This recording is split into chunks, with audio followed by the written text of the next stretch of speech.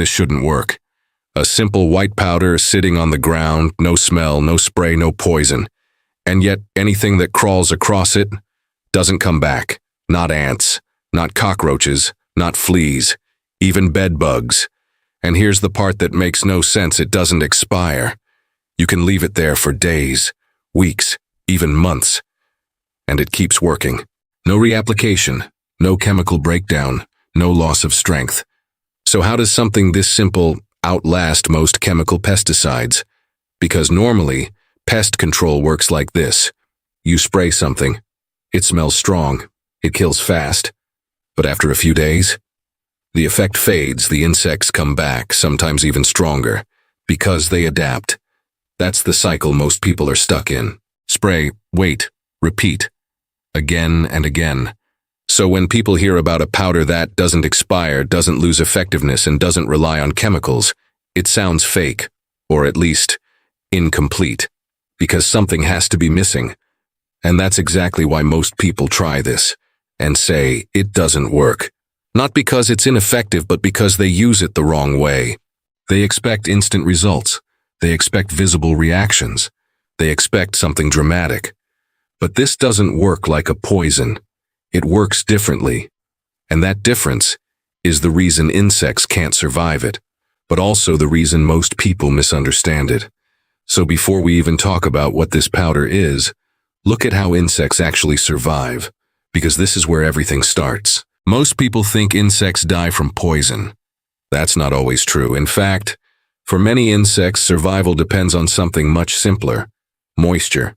Not water they drink, but moisture they retain. Every insect has a thin outer layer, an exoskeleton, and that outer layer isn't just protection, it's what keeps them from drying out, because insects don't regulate water the way we do. They don't sweat. They don't drink constantly. They rely on that outer layer to trap moisture inside their body. Without it, they lose water, slowly at first, then faster, until they can't survive. And this is the part most chemical sprays ignore. They try to attack the nervous system, or poison the insect internally, which works, but only until the insect adapts. Because over time, insects build resistance. They evolve, they survive. And suddenly the same spray that worked last year does almost nothing now. That's why stronger chemicals keep appearing.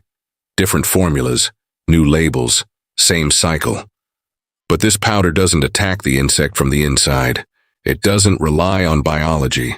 It doesn't trigger resistance, because it doesn't use chemicals at all. It targets something insects cannot evolve around. Something physical, something structural. And once that process starts, there's no recovery.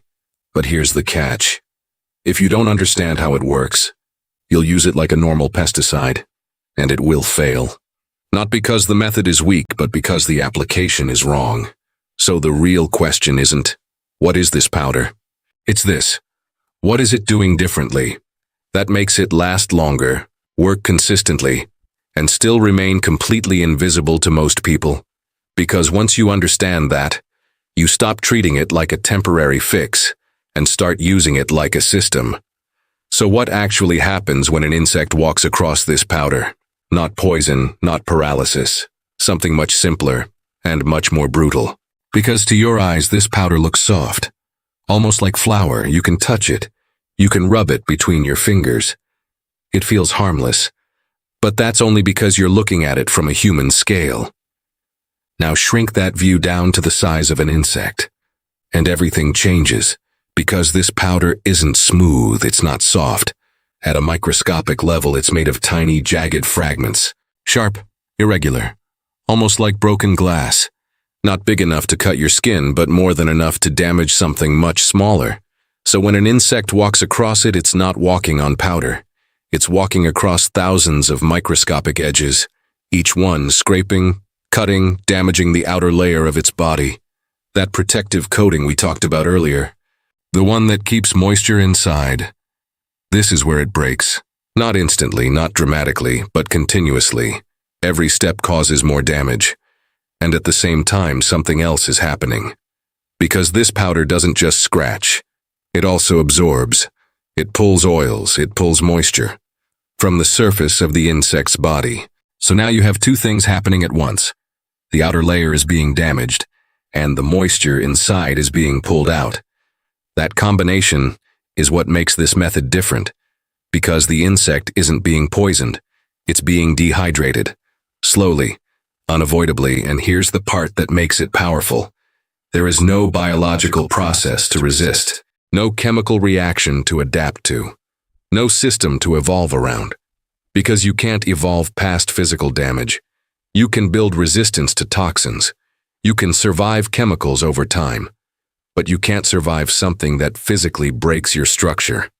That's why this works on ants, cockroaches, fleas, bedbugs, even insects that are already resistant to pesticides.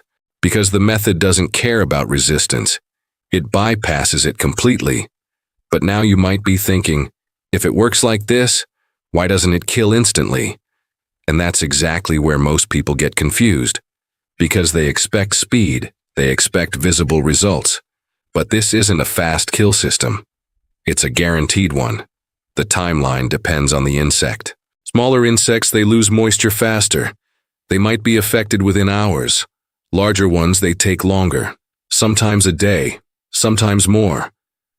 But the outcome doesn't change. Once the process starts, it doesn't reverse. And this is why it keeps working over time. Because unlike sprays, it doesn't evaporate, it doesn't break down. It just sits there, waiting. Every insect that crosses it starts the same process, again and again and again, as long as one condition is met, and this is critical. Because this is where most people unknowingly destroy its effectiveness. One simple factor can turn this from a long-lasting solution into something completely useless. And most people don't even realize they're doing it. So if this works so consistently, why do so many people try it and still get weak results? Because they treat it like a chemical spray, and that's the biggest mistake. They think more is better. So they pour it, spread thick layers, make visible piles, and expect insects to walk straight through it. But insects don't do that. They avoid obstacles, they change direction, they go around. So when the powder is too thick, it actually becomes easier to avoid, and the entire system fails. Not because the method is weak, but because the application is wrong. This is where everything changes.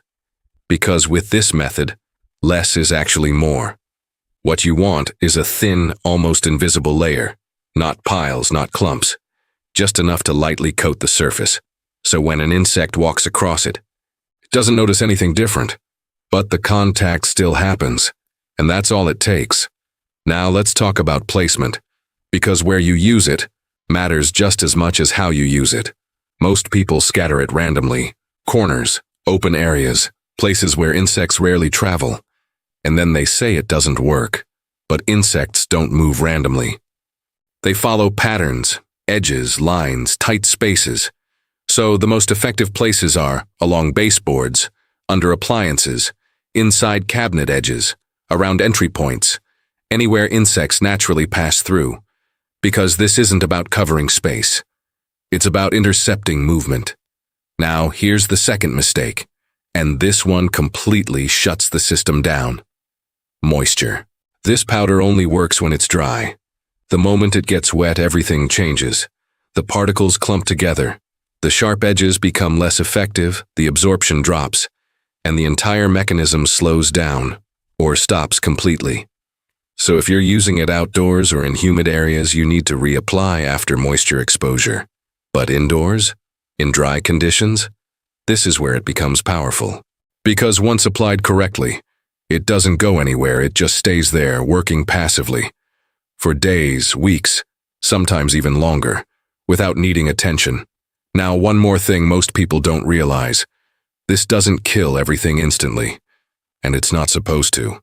Because this isn't a reaction-based system, it's a contact-based system. Which means it only works when insects come into contact with it. So if you apply it once, and expect everything to disappear overnight, you'll think it failed. But in reality, it's working exactly as designed. Gradually reducing the population, interrupting movement, breaking the cycle. And over time, that's what actually solves the problem. Not instant impact, but consistent pressure. And this is why this method feels different. Because it doesn't rely on force, it relies on positioning, understanding behavior, and using the system correctly. Now step back for a second. A simple powder. No chemicals, no smell, no expiry. Still working after weeks. And affecting insects in a way they cannot adapt to. Not because it's advanced, but because it's simple. And that's usually what gets overlooked. Because people expect solutions to be complicated, expensive, technical. But sometimes, the most effective systems are the ones that don't look impressive at all. They just work. Quietly. Consistently. Without needing attention, so if you've tried this before and it didn't work, there's a high chance it wasn't the method. It was one of these small details. Fix those, and the result changes completely. And if you're into simple methods like this, the kind that actually work but most people misunderstand, subscribe. Because this channel is all about breaking these things down properly. Also, if you've ever used this before, drop your experience in the comments. What worked and what didn't. Because small differences in setup change everything.